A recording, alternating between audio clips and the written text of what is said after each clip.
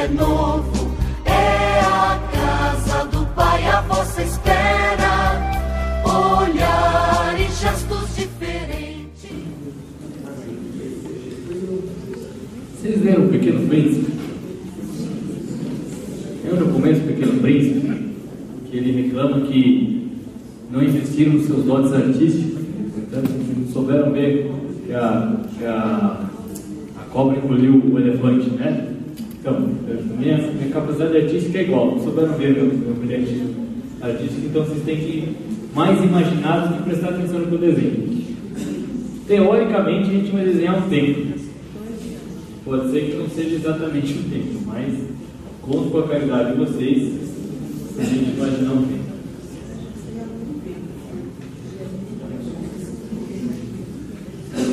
Então, a história de Israel se estrutura no final da era grega e início da era romana, que mais ou menos coincide com a era cristã, em torno do templo.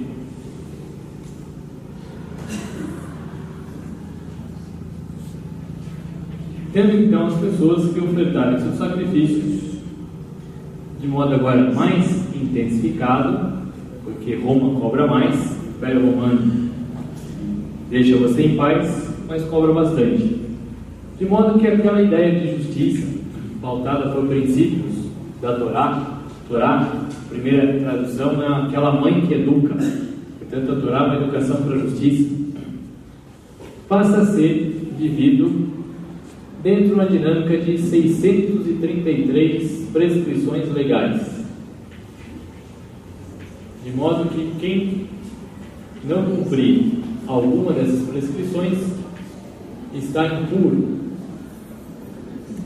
Começa a crescer uma mentalidade de puro e impuro na volta da reconstrução do templo. E estando impuro, não está em comunhão com Deus e logo tem que se ofertar algum sacrifício. Sacrifício alimenta o templo. É impossível estar puro nessa época. Se a sua mulher menstruou, já está impuro, tem que ofertar o sacrifício. Morreu um parente distante, você nem visita ele mais, não se dá muito bem com ele, mas morreu, o seu parente está impuro. Alguém ficou doente, está impuro. Tem um doente na família, está impuro. Passou perto de um porco, ele escorregou, pisou na lama que o porco estava, está impuro. É impossível ser puro. Com muita sorte, entre uma menstruação e outra, você consegue ficar puro, mas mais que isso, não. Então, toda vez que o sujeito está impuro, precisa vir lá ofertar um sacrifício. De modo especial, na Páscoa. Então, ele sai lá do norte para chegar em Jerusalém e ofertar seu sacrifício. O sacrifício, então, tem que ser de um carneiro perfeito. Não é muito fácil você cruzar 100 e poucos quilômetros fazendo um bichinho embaixo do braço. Você vem de lá e vai comprar aqui no sul, mais caro, óbvio, né? Oferta e procura. E os judeus, melhor, os saduceus, deixavam que os pagãos vendessem, então, na frente do templo, as ofertas. Por isso chama átrio dos gentios.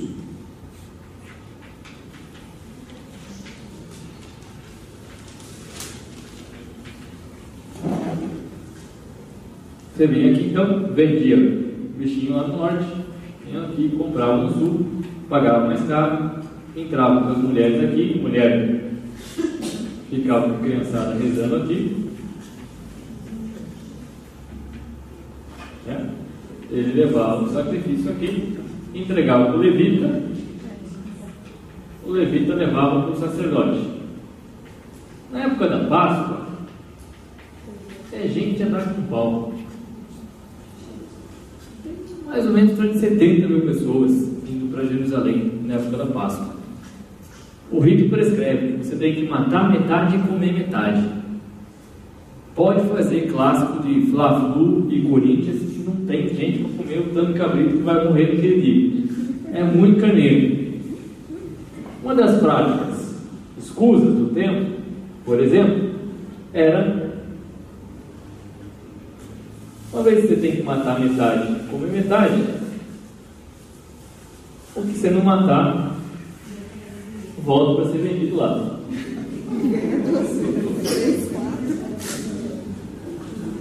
Tem que aproveitar a mercadoria. Não matou, volta lá para vender. Uma das práticas, né? Além das outras práticas de tentar manipular o comércio religioso, o que indica então uma postura mancomunada entre templo e comércio. Temos que pagar os romanos, seja lá quem for, o preço é alto e imposto não dá dinheiro, oferta religiosa dá dinheiro. Sobretudo se estiver doente, dá mais dinheiro ainda. Então, ocorrem alguns problemas. Quem mantém essa postura é quem concentra o poder religioso e político, a saber, os saduceus.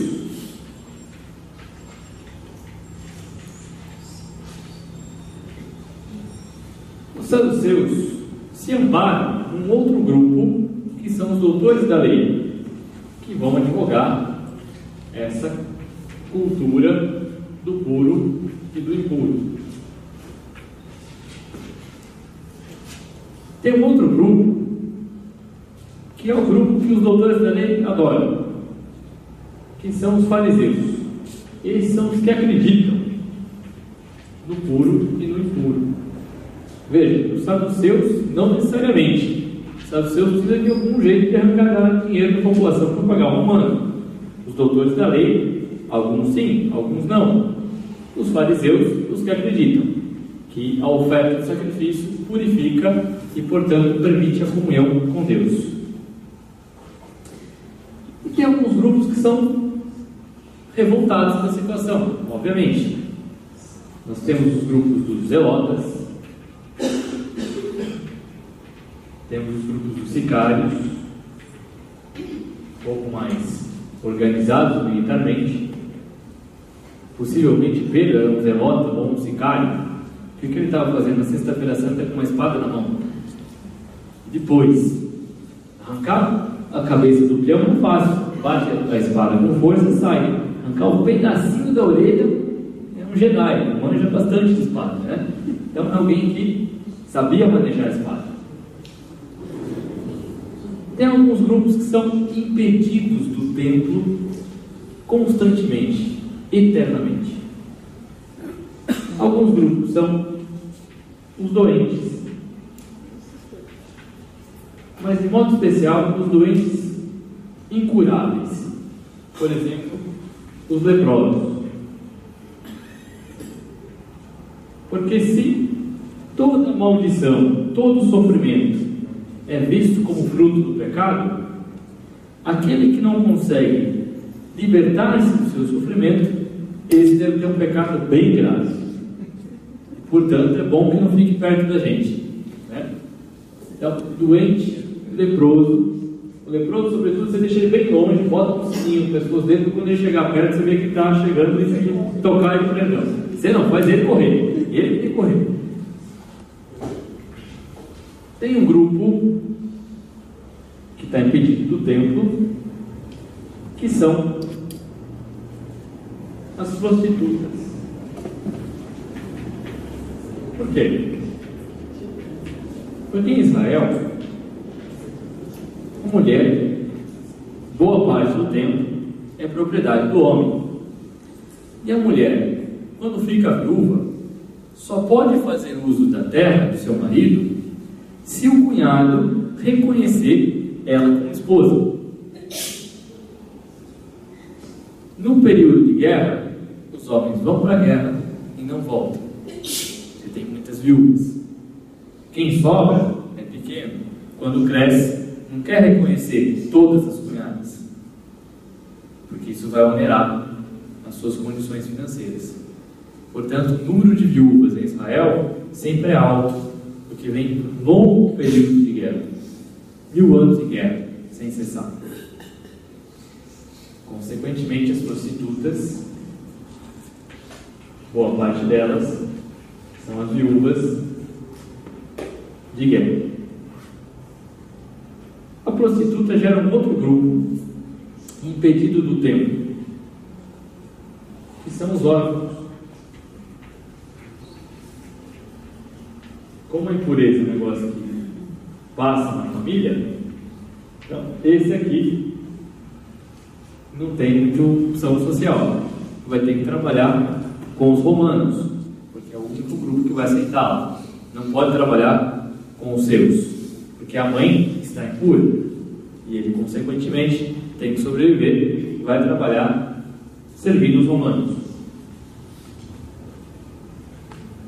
Tem alguns grupos que são impedidos de participar por conta dessa condição.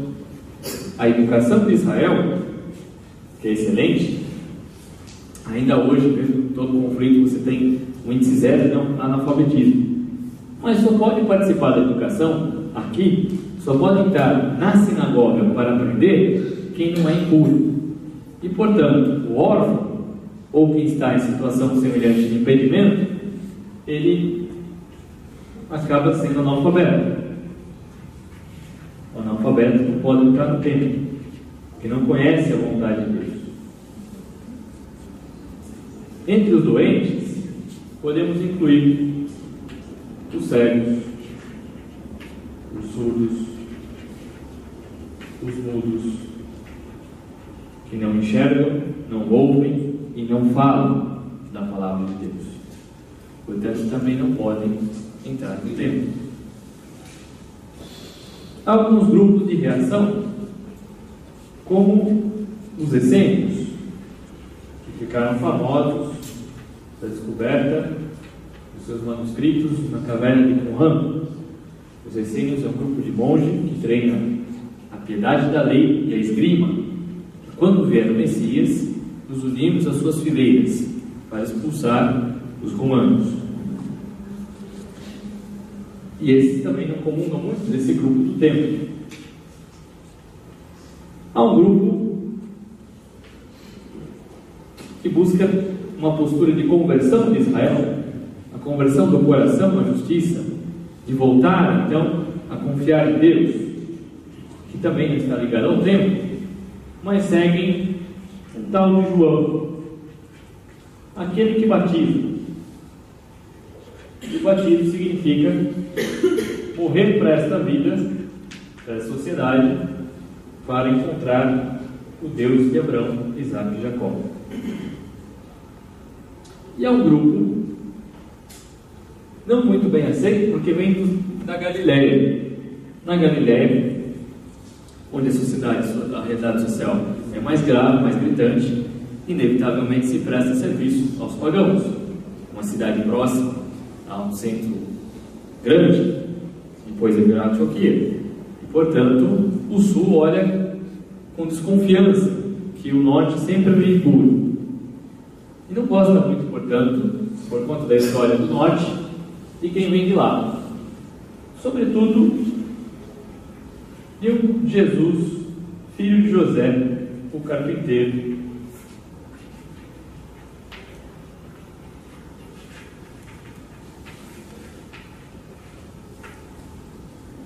que começa caminhando junto com esse grupo de João, se encanta pelo ideal de conversão de coração, mas vai descobrindo, na medida em que oferta seu coração, uma relação muito peculiar entre ele e o Pai.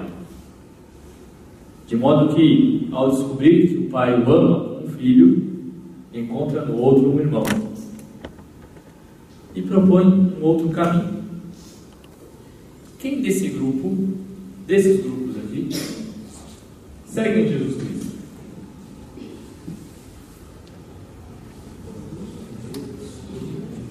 Quem?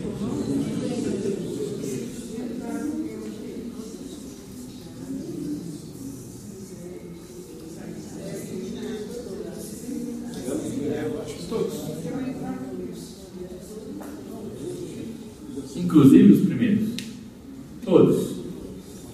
Todos são inquietados com o impacto da mensagem de que Deus nos ama sempre.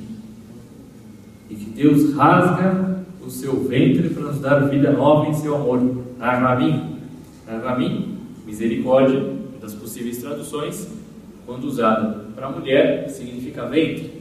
Quando usado para o homem, significa esse rasgar internamente para nascer outra vida.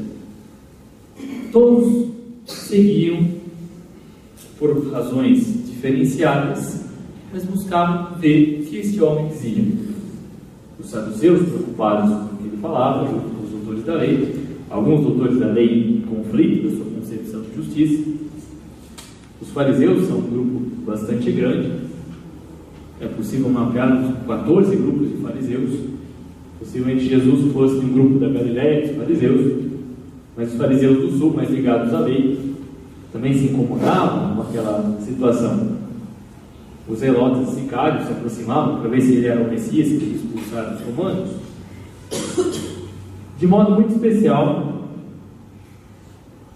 os discípulos de João Batista ficam confusos. Quem devemos seguir? É você que deve vir ou é teu primo, esse tal de Jesus de Nazaré?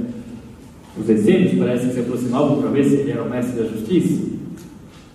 E aqueles que não tinham a quem recorrer, excluídos do templo, de sua dignidade, de sua condição, as grandes multidões, marcadas por doentes, leprosos, cegos, analfabetos, órfãos, prostitutas, encontravam neste homem aquilo que os outros procuravam no templo. E se o templo era o lugar de falar com Deus e a oferta de garantia que Deus ouvia, assim pensavam os doutores da lei, em Jesus Cristo, Deus ouvia antes de qualquer oferta. Deus vinha sem encontro. Se quiseres, tu podes procurar, eu quero. Agora, interessante de pensar é que aquilo que o Evangelho chamou de sinal, e que várias traduções, sobretudo as latinas, preferiram chamar de milagre, tem um detalhe importantíssimo para entender aqueles sinais dos patriarcas. E quando Deus sinaliza sua vontade, por vezes Deus se manifesta de maneira insondável. E os narradores do Evangelho selecionam o modo de apresentar, de acordo com a sua comunidade, o impacto do Evangelho. No tocante aos sinais chamados por milagres, há uma divergência entre os evangelhos. Marcos fala de mais milagres. João quase não fala, 5 ou 6. Marcos e Lucas citam menos que Marcos. Mas o interessante não é a quantidade. Em Marcos, a quantidade revela esse amor de Deus esplendoroso, sem limite. Em João, o mais temeroso indica com quem. E aqui a importância da percepção da presença de Deus que acompanha seu povo. Aqueles aos quais recorrem a Jesus e que ele anuncia que Deus os ama e que o povo, duvidando desse amor de Deus, verifica nesse grupo de excluídos uma ação inexplicável de Deus, indica nesses sinais quem Deus ama. E quem Deus ama são diferentes daqueles que o templo expulsa. Curar um cego não é um curandeirismo da fé. Curar um cego no Evangelho significa Deus ama aquele que está expulso do templo. Curar a prostituta, Deus ama essa que estão condenando. Curar o surdo, Deus ama este que não pode entrar no templo porque vocês dizem que ele é maldito. Não é uma deliberação gratuita de poder, é uma manifestação da gratuidade do amor. Percebe? E que bastam os sinais para entendermos sua vontade. Voltando à dinâmica dos sinais dos patriarcas, buscamos tua vontade, estamos às escutas dos teus sinais, e teus sinais indicam o que devemos fazer: amar a este. Se tu amas e cura este cego, então devemos amar o cego. Se tu curas esse que é impedido do templo, a esse devemos dedicar nosso amor. E na medida em que nos dispusermos a ir ao encontro daqueles que são excluídos, talvez em algum momento nos visite de modo extraordinário, mas o fato concreto é que aquilo que é ordinário da fé é o caminho de seguir o Evangelho. De modo que, se tu curar os doentes, nós precisamos cuidar dos doentes para cumprir tua vontade. Percebe? E,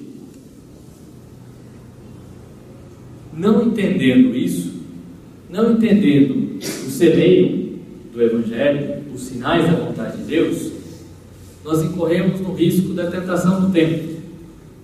Sem entender sinais como maravilhas em que Deus faz as coisas tão somente, diante do problema, a gente vai cair na tentação da teocracia. Estamos com um problema, rezamos para Deus fazer. Estamos com um problema, rezamos para escutar o que devemos fazer. Faz muita diferença. Por isso o templo deixa de ser, em Israel, o lugar do encontro de Deus. Jesus se apresenta como sacerdote, sacrifício, ao mesmo tempo. Só Ele conhece o Santo dos Santos. E o Santo dos Santos manda amar os que estavam excluídos.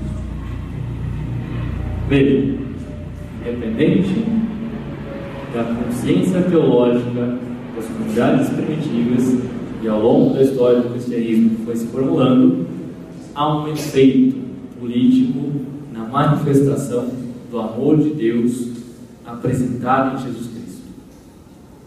Percebe? Aquelas multidões tidas como condenadas descobrem como amadas por Deus. E se Deus ama a todos, inclusive aqueles que nós condenávamos, por que precisamos de um Deus em que temos que fazer ofertas? Se a única coisa que Ele pode aceitar é o nosso coração. A história de Israel sempre foi uma leitura mestra para a história do cristianismo. Os momentos em que nos perdemos entre o desejo do coração ver o Evangelho e o acomodar-se às estruturas políticas que ela foi ganhando. Às vezes aparecem franciscos por aí. Por vezes cedemos à monarquia. Missa de hoje. Missa do início dos trabalhos do Bispo de Roma. Não entronização. Percebe a diferença? Missa do início dos trabalhos. Diferente de entronização. Ou a tentação de uma religião do tempo. Portanto, uma religião que se acomoda aos benefícios da monarquia, seja lá qual monarquia for, ou qual regime for. Voltando à nossa questão inicial, a nossa afirmação do encontro passado, retomada hoje de modo provocativo.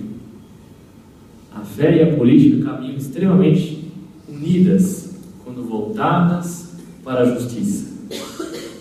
E extremamente unidas quando distantes da justiça. Os dois momentos estão unidas. Unidas pela justiça, quando reconhecem o amor de Deus e o compromisso com o próximo. Unidas pela injustiça, quando desconhecem no amor de Deus o compromisso com o próximo. Uma salva a outra, ou uma macula a outra. Por isso elas têm que ser livres, mas marcadas pela aliança, pelo compromisso comum. Não estamos discutindo as questões teológicas da cristologia implicada na narrativa de Jesus, mas seu efeito político, o efeito da caritas, o efeito da radicalidade do amor gratuito. E aqui reporto Agostinho. Quando Agostinho fala da tentação do ser humano de amar para ser amado, E nesse amor para ser amado, e essa é a tentação que nós vamos ver o resto da vida, que somos capazes de Deus, porque somos capazes de fazer a experiência do amor, nessa tentação de amar para ser amado, quando não somos correspondidos, o amor se subverte em ódio, em vingança, em tristeza, e o medo é a armadilha do coração.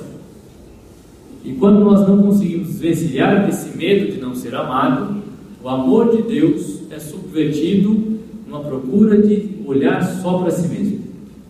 E aí a fé não cresce. Porque é uma fé que patina na preocupação para consigo. Ao passo que a experiência da fé, enquanto confiança, é de alargar o coração e colocar o sofrimento do outro como modo de suportar o sofrimento. Portanto, Agostinho vai falar que quando encontramos algo que nos faz perceber que somos livres para amar, este é o caminho e este é o sinal fundamental de que aquilo faz sentido para a nossa vida. Agora tem um dado, nós falávamos disso semana passada, não? Tem um dado, que o nosso coração, mal acostumado a olhar para quem mais sofre, precisa de alguém que indique o caminho do Evangelho, de encontrar naquele que mais sofre a face de Deus. A estes Deus se dá a conhecer. Talvez nem saibam, sustentando a vida, dando forças, dando coragem, porque não tem em quem confiar, só dá para confiar em Deus. Nessa experiência da liberdade cristã, há uma inteligência da caridade. A liberdade das nossas contradições é o efeito da busca do serviço gratuito, do serviço desinteressado. Os cristãos entenderam que Deus se conhece por meio de um logos. Emprestaram isso dos gregos. O logos para os gregos era tentar identificar como que esse Deus é perfeito, a gente tenta imitar na vida. Para os cristãos, imitando isso dos gregos, o logos era Jesus Cristo. Emprestando o método, a gente tenta encontrar Deus por meio de um logos, mas o modo de encontrá-lo é imitando Jesus Cristo. Sobretudo, imitando essa gratuidade do amor. De modo que se a cultura grega, uma paideia, estava pautada pelos 5 sentidos do corpo, e portanto nossa cultura deveria contemplar nossos 5 sentidos, a paideia cristã também se pautava pelos 5 sentidos do corpo. A alma, nossa inteligência, nossa vontade, nossa memória, deveria olhar para os nossos 5 sentidos e ajudá-la a viver.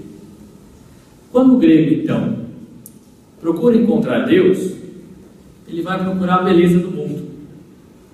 Ele vai olhar para a beleza das flores e ver que o mundo é belo. Vai racionalizar o valor das coisas e perceber que são verdadeiras. Vai escutar a beleza da música e ver como a capacidade humana de reproduzir a perfeição é espantosa. O cristão, mesmo reconhecendo que em tudo isso se pode ver a Deus, tinha um lugar privilegiado para encontrar Deus, onde os outros não queriam enxergar. Se o grego entende que a arte do cosmético, do perfume, ajuda a encontrar a beleza de Deus, o cristão encontrava Deus onde fedia, onde não havia higiene, onde não havia cuidado. Se o grego entendia que no tato sensível das coisas se podia experienciar o prazer do toque, o cristão enfrentava a violência com cuidado, com aquele que era violentado.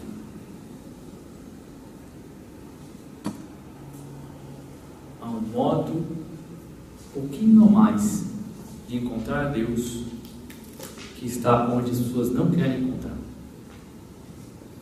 Alargar o coração para experimentar o amor de Deus. Karl Rahner dizia o seguinte: na medida medida em que nós exercitamos diariamente esse desejo do desejo, porque pode ser que a gente não esteja tão marcado pelo desejo de vencer essa gratuidade, mas eu posso desejar o desejo.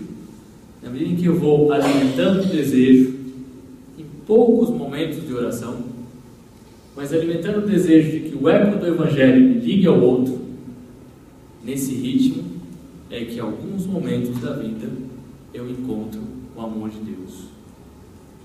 Na experiência, descobri que eu sou capaz de amar sem esperar nada em troca. E aí então toda a espera de ser amado vai silenciando. E o coração começa a ser mais sensível aos apelos do Evangelho do que aos apelos confusos da própria história. Lentamente, no exercício de se abrir ao amor gratuito.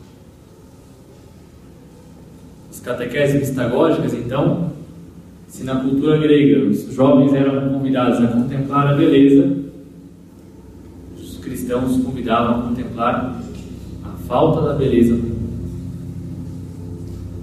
E ali vamos encontrar Deus. Percebe? Os sinais. E com aqueles que não têm como retribuir. São João Crisóstomo dizia: de que me vale, já a igreja se tornando imperial, de que me vale uma almofada bordada em ouro para colocar o corpo e o Cristo, o corpo e o sangue de Cristo no altar, se o corpo e o sangue de Cristo padece na rua sem nenhum travesseiro? De que me vale um cálice de ouro para beber o sangue, se o sangue é derramado sem ter nada do que beber? Percebe? Uma mudança no modo de encontrar Deus. Se no judaísmo a oferta do coração a Deus é o caminho da justiça, Jesus alarga e a oferta do coração a Deus se realiza na oferta do coração a quem mais precisa e quem não tem como retribuir. Santo Inácio dizia assim: não adianta a gente fazer grande teologia se a gente não souber falar para os pequenos.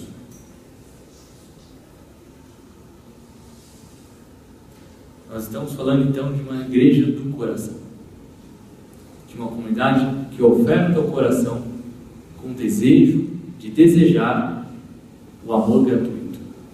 E a política é a manifestação mais cabal, mais capaz de realizar o amor gratuitamente. A grande política. Quando a gente se perde nesse desafio da política, a gente cai na pequena política e faz da religião do coração uma religião de tempo, para sustentar os comodismos que a política pode nos dar.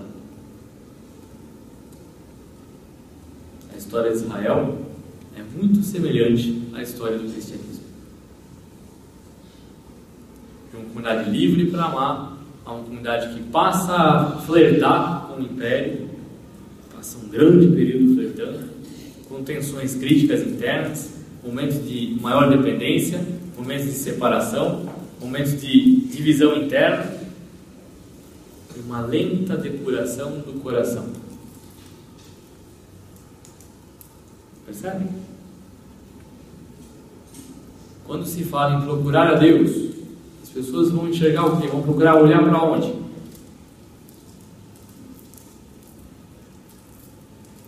Para o céu. Esquece daquele. Né? Quando está sofrendo, pede que Deus tire o sofrimento, mas esquece do convite que toma a tua cruz, vai ao encontro do outro que está sofrendo. Percebe? Nós incorremos o risco de fazer do Evangelho mágica, e não tem nada de mágico. De encantador, sim, de mágico, não. Fica claro? Os sinais do Evangelho indicam que Deus ama a todos. Que, portanto, a gente não pode querer ocupar o lugar dele e ficar aí vivendo em busca de milagre, cura e libertação. Isso pode acontecer, mas não é a meta principal. Não dá para ocupar o lugar de Deus. Isso é por conta dele. Quando Marcos indica assim, olha, esses são os sinais que vão te acompanhar. E é interessantíssimo, nós percebemos, e aqui está perto de acabar, né? Para a gente pensar. Vocês já ouviram falar de recepção estética? Intertexto. Intertexto é aquilo que a gente enfia no texto e que não está lá. Quando você fala assim, ó, pega uma criança e fala assim, não falei disso não, né? Intertexto. O príncipe salvou a princesa do dragão. Só fala isso, mais nada. E aí você pergunta, por quê? Ela, como boa criança ocidental, que ficou vendo os contos de Hollywood, do Walt Disney sobretudo, vai dizer que o príncipe era muito bom, que ia salvar a princesa em defesa do dragão que é mau. Mas eu não falei nada disso. Eu só falei que o príncipe salvou a princesa do dragão. Eu não sei se o príncipe é um safado que está querendo fazer um pé de meia, se a princesa é insuportável, ninguém conseguia ver com ela, botaram numa torre que não dá para viver, e o dragão, que é o laranja da história, tem que pagar pelo pato, né? Que não estava na história e acabou entrando junto. Esse é o intertexto, aquilo que a gente vai enfiando no texto, diferente do étimo texto, o texto em sua origem. E a história da recepção do texto vai indicando momentos de maior lucidez e menos lucidez. Estou acabando. Marcos indicava lá os sinais que acompanhariam. O primeiro sinal, ele falava então de que porão a mão nas serpentes, não serão picados, tomarão veneno e não morrerão, expulsarão demônios, curarão os enfermos. A comunidade primitiva e a comunidade posterior olha para aquilo e fala, bom, a gente não dá conta de fazer esse tipo de coisa, mas a gente entendeu o que tem que fazer: libertar as pessoas daquilo que atormenta elas, não ter medo de enfrentar os perigos que virão pela frente e cuidar dos enfermos. Se Deus quiser fazer algum milagre no meio disso e vir ao nosso encontro, pode fazer, mas nós entendemos que temos que cuidar dessas pessoas. Esses sinais nos acompanharão. Por isso a gente vai criando a cultura do hospital, de tratar o doente como hóspede, porque Jesus falou que tem que curar os doentes. Não está no nosso poder curá-los, está no nosso poder cuidar deles. Agora é interessante que as pessoas escolhem alguns, né? Escolhem curar os doentes e expulsar os demônios. Mas as mesmas pessoas não resolvem tomar veneno, por exemplo, né? Ou pegar na serpente. E eu nem estou falando do nosso povo mais simples, que faz uma experiência pentecostal, mas de gente que abusa da boa vontade do povo e que tira dinheiro, igual no templo, desse povo sofrido, e que está cansado de uma religião que fica tirando dinheiro e explorando a boa vontade. Percebe? Esses pastores a gente devia, não sei, nem pode nem ser só pastor, perdão da palavra, essas pessoas, né? A gente devia botar um copinho de veneno para ver se de fato é assim que o evangelho deve ser pregado, e levar no Butantã para pegar umas cobrinhas para ver se de fato então Deus está com eles. Mas deve testar também. Para testar, né? Se tirar e expulsar e curar é marca do evangelho, então vamos fazer os 4 outros, né? Que estão lá. Com isso eu quero dizer, a comunidade primitiva sempre teve muito claro que o amor de Deus vem acompanhado da nossa abertura a amar o outro, e nós só podemos fazer o que nos é possível. O que foi extraordinário na história é por conta dele, não nossa. Portanto, não é honesto eu entender que Deus ocupa o lugar do ser humano na sua responsabilidade de transformar o mundo em um mundo melhor. está mais perto do templo do que de fato Deus que se aproximou daqueles que estavam expulsos do templo. Percebe? E a gente não precisa criar divisões. Nós estamos no desafio de aprender a lidar com diferenças. Jesus tinha um grupo bastante diferente. Vinha gente de todas as experiências, de todas as perspectivas de lei. E cabia todos eles buscando o amor ao outro. O que eu quero dizer é simples. Seja lá qual for a nossa experiência eclesial, nós devemos estar unidos na busca da caridade. Não há nenhuma verdade do Evangelho que possa sublevar a caridade. Toda verdade que dispensa a caridade e é vomitada é tão nojenta quanto qualquer outro vômito. Primazia da caridade é a que acompanha a nossa fé. Aí está ligada a nossa base política da reflexão cristã, as bases fraternas, de se pôr junto com quem mais precisa, esses que não podem retribuir.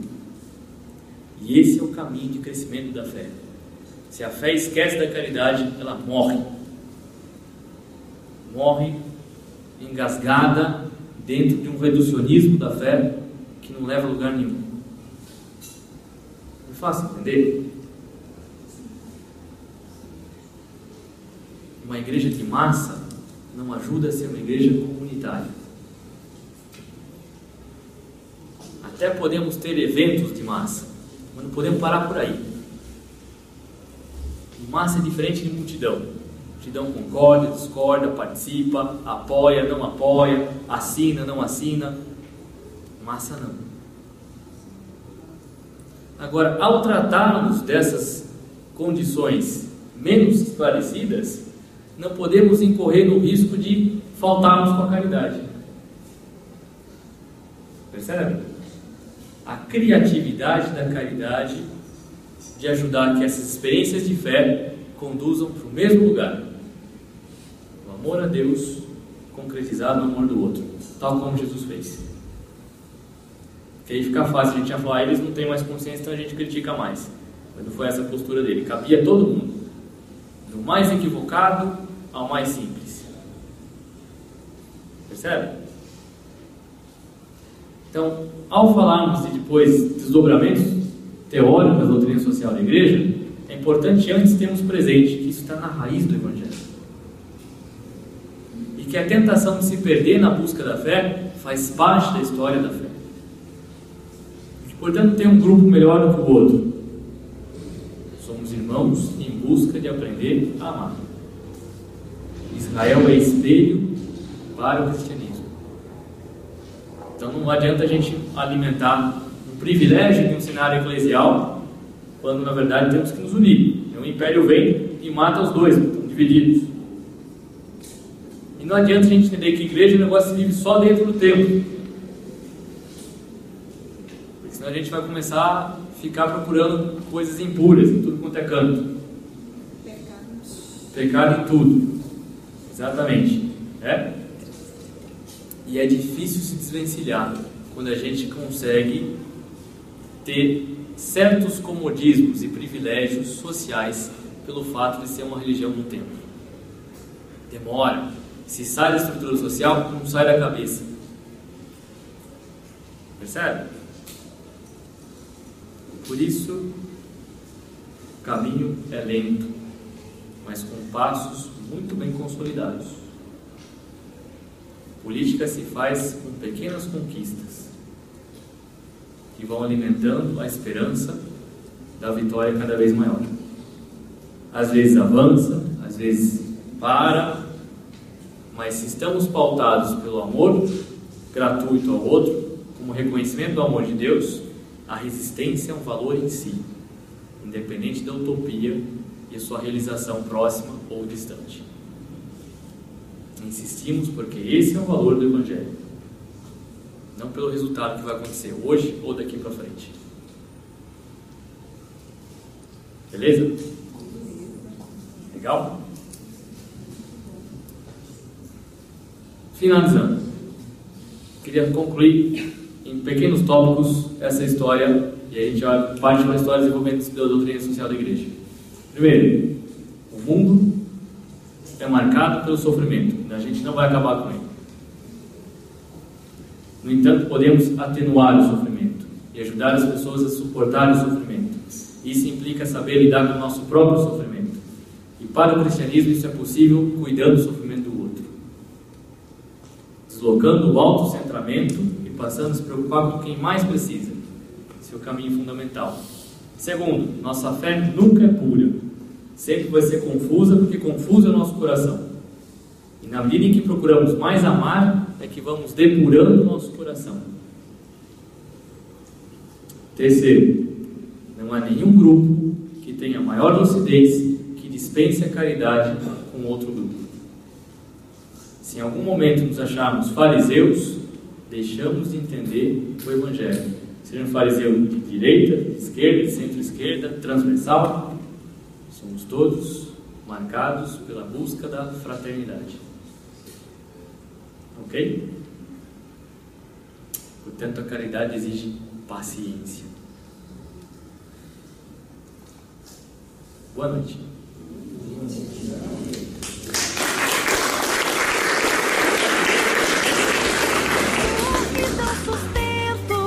Trazei também vossa voz e todo anseio. Não quero ver-vos dispersos ao relento. Vinde aprendei o caminho que é novo. É a casa do Pai a vossa espera. Olhar e gestos diferentes, a luz do perdão que o mal supera. E quem vivendo em espírito pobre escolhe a paz e tem sede de justiça, jamais se entregue.